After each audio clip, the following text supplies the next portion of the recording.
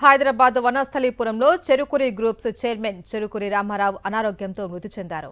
హరిహరరావుపురంలో ఆయన నివాసంలో ఈ ఉదయం కన్నుమూశారు. ఆయన మృతికి పలువురు సంతాపం తెలియజేశారు. చెరుకురి రామారావు బ్యాంక్ ఎంప్లాయీగా పనిచేస్తూ 1994లో చెరుకురి గ్రూప్స్ ను స్థాపించి 10,000 మంది సిబ్బందికి ఎంప్లాయ్మెంట్ కల్పించాడు అని, ఆయన అకాల మృతి చాలా బాధ కలిగించింది అన్నారు చెరుకురి రామారావు చిన్న కుమారుడు చెరుకురి గోపీనాథ్. రామారావు గారు మా నాన్నగారండి. 1994లో చెరుకూరి గ్రూప్ అని స్థాపించారు. అంతకుముందు 20 ఇయర్స్ బ్యాంకులో సర్వీస్ చేశారు.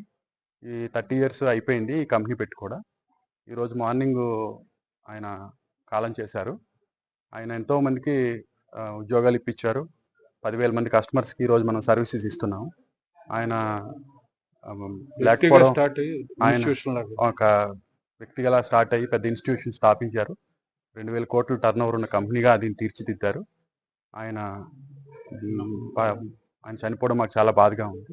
ఈ విషయం తెలియపరుస్తుంది.